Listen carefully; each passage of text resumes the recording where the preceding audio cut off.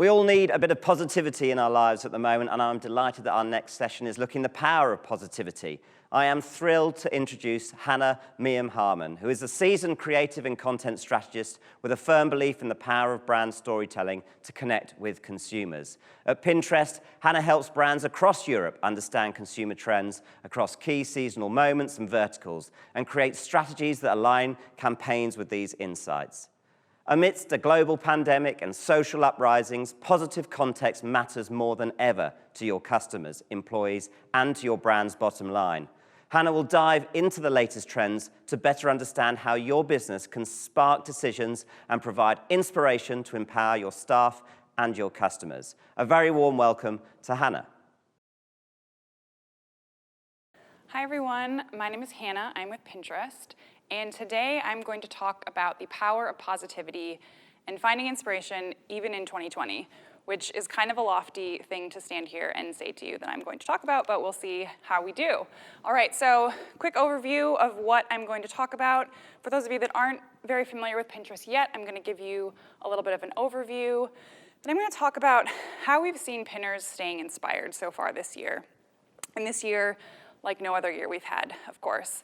And then I'm going to talk on the importance of positivity and share some research that we have just released, which is very exciting, on how people are staying positive and inspired. And then hopefully leave you with some tips to take this into action in your own lives and work. All right, so I told you my name is Hannah. And these are some things that I am currently pinning. This is how we always kind of like to introduce ourselves. So I'm into textile arts. I use Pinterest to find inspiration for embroidery and weaving. I'm sure also, like many of you, you've been doing much more cooking the last 6 months than you've ever done before. I don't really like cooking up until the last few months. I did not have a picture of food on this slide, but I've been forced to figure out some ways to cook. My husband and I are also in the process of buying our first home, which we're going to require a lot of work when we move into it, so we've been looking for some home renovation ideas as well. And hopefully that kind of sounds familiar to those of you that do use Pinterest. People use Pinterest in all different sorts of ways. And our mission is to bring everyone the inspiration to create a life they love. And people do this across all different verticals. People are finding cooking inspiration, fashion inspiration, beauty inspiration. We just launched a great inclusive beauty feature on Pinterest so that when people are looking for beauty inspiration, they're seeing themselves. People are looking for cocktail inspiration, travel inspiration, although maybe not as much of that recently, but it's good to look forward to things. So when people come to Pinterest with these ideas, with these things that they want to do, sometimes it's even sort of a pre-idea. They don't know yet exactly what it is that they want to make or do, but they come to Pinterest to figure that out. So they come with ideas and the intent to make it happen. And Pinterest becomes a reflection of this intent. So my feed on Pinterest is very personal to me. 82% of users say that Pinterest content is much more personal to their interests than any other platform. But the thing I also really like about it is I'm not just seeing the same content all the time. I'm still discovering new things that align to my interests and figuring out new things to do in my life and how I can make those things not just sort of get the idea for it, but make it become a reality. So we talk a lot about this inspiration to action on Pinterest, that people are coming, again, with this intent to make something real.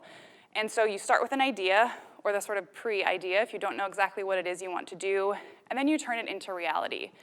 And brands are actually a really important piece to this journey to making something become a reality, because if you think about if you're searching for outfit ideas, you want to know where you can buy that great dress that you have found. So brands are a really important piece in Pinterest content and helping people bring their ideas and their inspiration to life. So on Pinterest this year, our global engagement is at an all-time high. People are, of course, at home, spending a lot more time on our devices. But on Pinterest, it's not just sort of a mindless scroll. People are on Pinterest with this intent. And we talk about intent in 3 key measures: searches, saves, and boards. So searches this year are up 60% over last year. So this is people actively looking for ideas, looking for inspiration for things. Saves are up 30% year over year. So this is people, I'm not just seeing a nice looking recipe, I'm saving that to maybe see if I can figure out how to make it myself later. And people are also creating more boards than ever. So they're organizing these ideas to come back to them later, and again, turn them into reality. We have over 400 million global monthly active users on Pinterest, pinning over 240 billion pins. Closer to home in the UK, we have 15 million monthly active visitors. And then talking again about that inspiration and that intent, 72% of our UK pinners specifically browse Pinterest for inspiration, and then 46% of UK pinners have discovered new products or brands on Pinterest. So again, there's that very powerful place for brands to be because pinners are looking for a product to buy, a recipe to make, and they want to know what items they need to actually make that. So now we're going to talk a little bit about pinners, who are people. And as I'm going through these next slides, I want you to think about this in the context of your customers, but also your teams, your staff, your colleagues, because as people, we're many different things. When I showed you the pins, the things that I've recently been pinning, I have lots of different interests. I work for Pinterest, but I'm not just a Pinterest employee. So your staff are also your customers. So just kind of thinking about people as really multidimensional beings and how we can sort of understand that and meet them in all these different places. So Michelle is a pinner. She is a mother.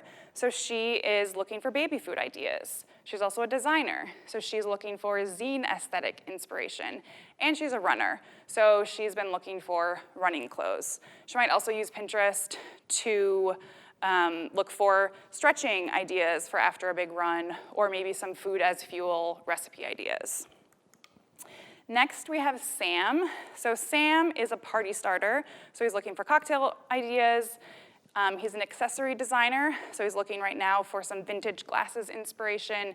And he's a dog lover. So using Pinterest to find the best ways to spoil his dog and make his dog feel very loved.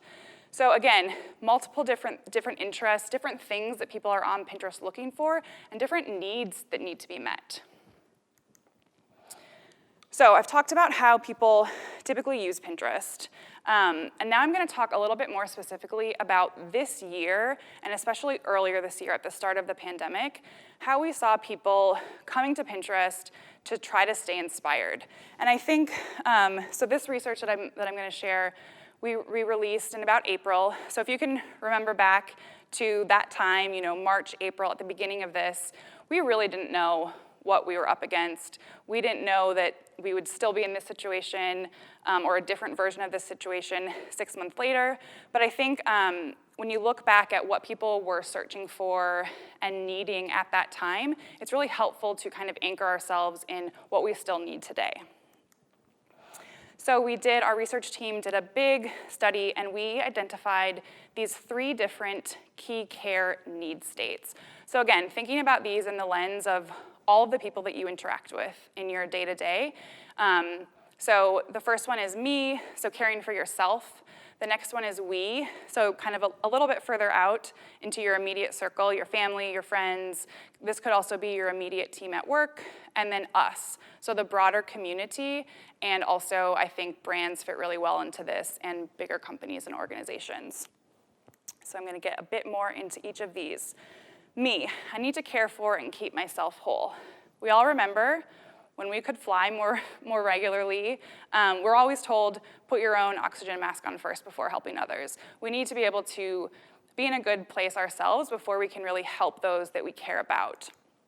So we saw lots of different searches, and again, those intent cues, searches, saves, organizing to our boards. These were some of the different searches we saw aligning to that me need. So 8 times increase in staying positive quotes.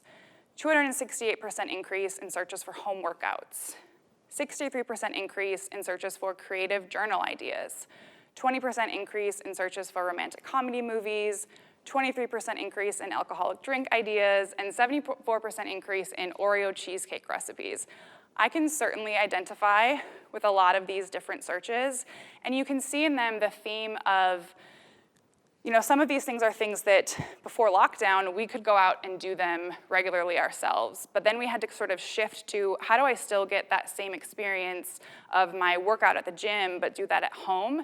And I think as we sort of keep cycling through this recovery stage, understanding what these needs are, again, with our consumers and with our colleagues, is very important. The next phase, or state rather, is the we. So how do I care for and protect the ones I love? And again, when we talk about the we, this is sort of me and who else is sort of most immediately important to me. So my family, my husband, my immediate team at work, my friends, maybe it's your flatmates. How can you make those people that are important in your lives feel supported by you during this time? So some trends we saw specifically in this area, this first one I think we all can relate to.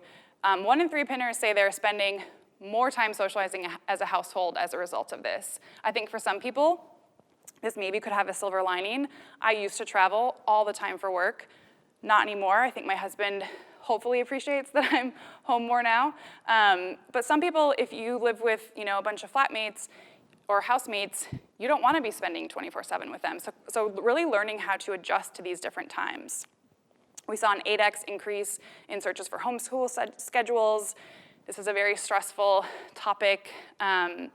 We saw a 60% increase in chore charts. So we're at home, we're always cooking at home, the dishes are always there.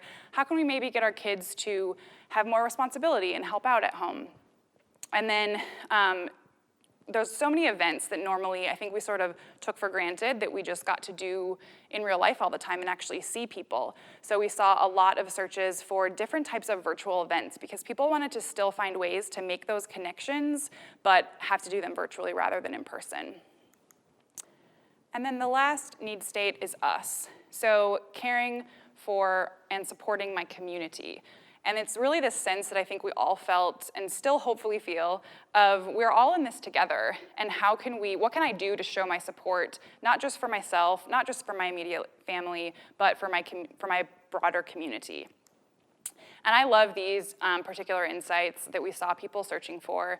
So we saw a 160% increase in searches for helping others quotes. And one of my favorite things actually is when we look at the different types of inspirational quotes that people are searching for on Pinterest. Inspirational quotes are very popular, and I think it's just so interesting to see the types of things that people are hoping to inspire themselves about. So people looking for inspirational quotes for helping others, I find very inspiring in itself.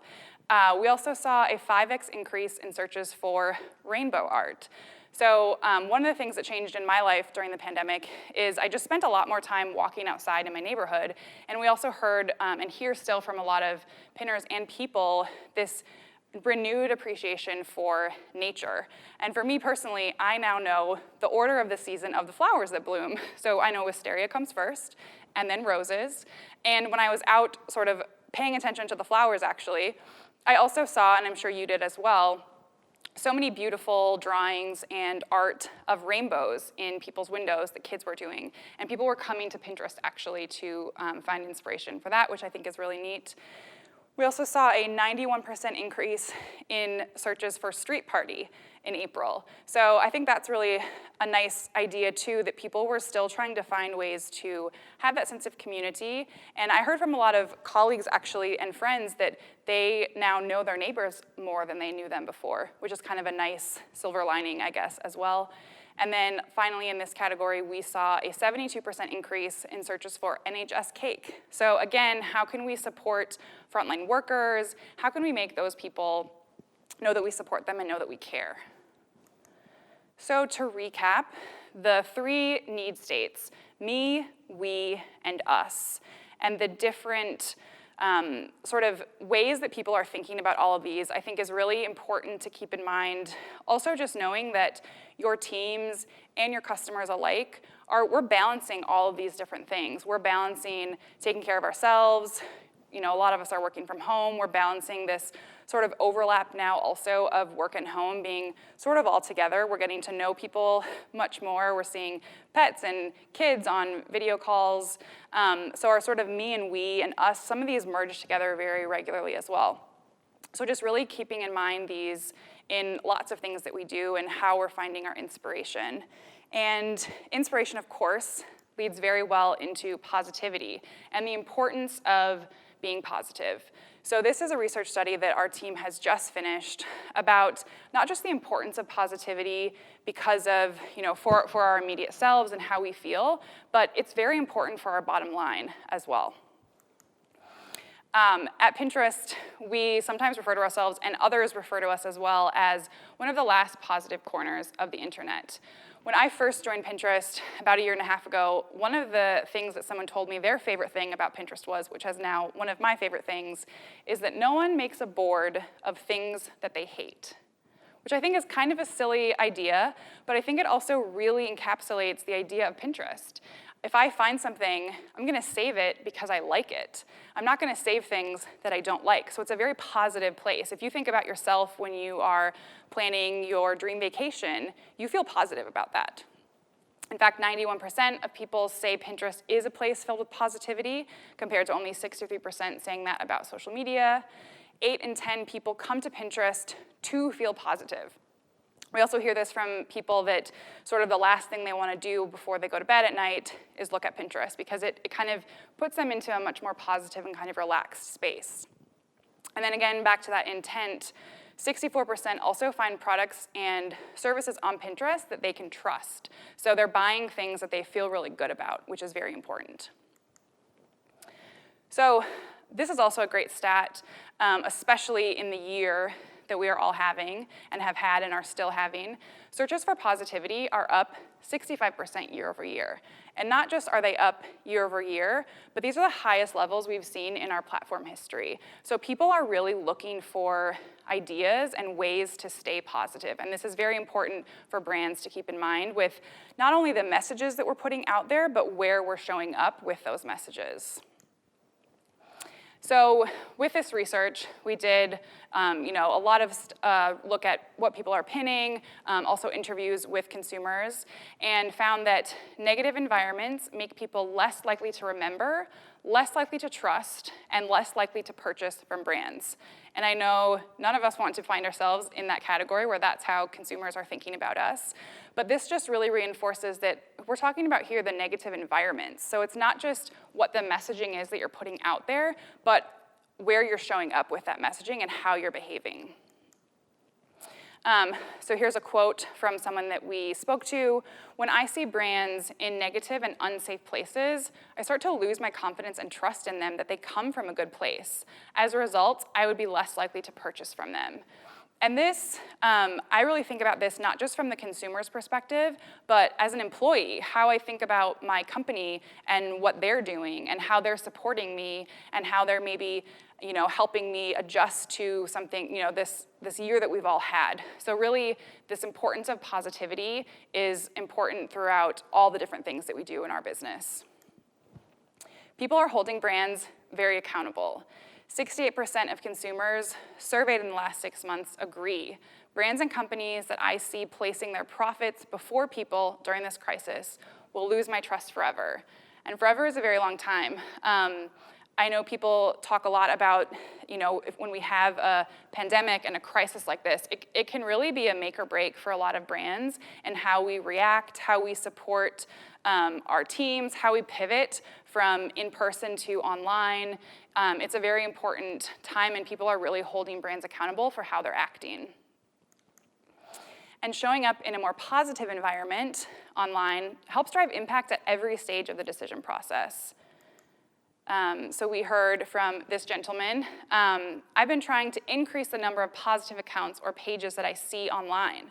With positive social media, I am more likely to try out new products and experiences. So again, thinking about what message and also where you're showing up and how you're showing up there in a very authentic way. Consumers are watching and they are paying attention and they are thinking about this much more than they have been before. So I mentioned before, positivity drives impact really at every stage of the purchase funnel. So we found pinners are much more likely to remember your brand, feel positive about your brand, trust it, and purchase it if it is positive messaging and a positive place to show up. So this just positivity as a through line, and also I think this sort of self-awareness and authenticity with how you're putting these messages out. And again, brands are very important. Brands are sparking decisions. People are looking to brands to help them find the supplies that they can't find anywhere else. So people are looking to brands to spark these decisions and help them get through these times, really, whether that's finding inspiration, finding toilet paper, whatever it is, people are looking for brands to help them. So looking back at this again, inspiration to action. We come to Pinterest, we come to a lot of places in our lives with an idea, and we want to get it to reality. We want to make these things come real in our lives. And the guiding things throughout that to get us from that point A to point B are inspiration, intent, and brands are very important as well. And of course, we can't forget positivity. The importance of positivity really as a through line through everything we're doing, how we're showing up, and where we're showing up. So I hope that I have given you some hope. I hope for hope. But here are 3 key takeaways that I would love for you to keep thinking about, again, as you think about the different audiences that you interact with, your consumers, your colleagues, your staff, your teams, your family, your friends. So leading with empathy, and I think it's also to lead by example. So we hear a lot about burnout and needing to take time off. If you're telling your teams to take time off, but you're not, it's very important to lead with empathy and also by example. And then meet people where they are. So thinking about those 3 different need states and understanding that we're all people and we're all kind of balancing each of those needs every day. So meeting people where they are, and then again, positivity as a through line in what we're doing every day. Thank you very much.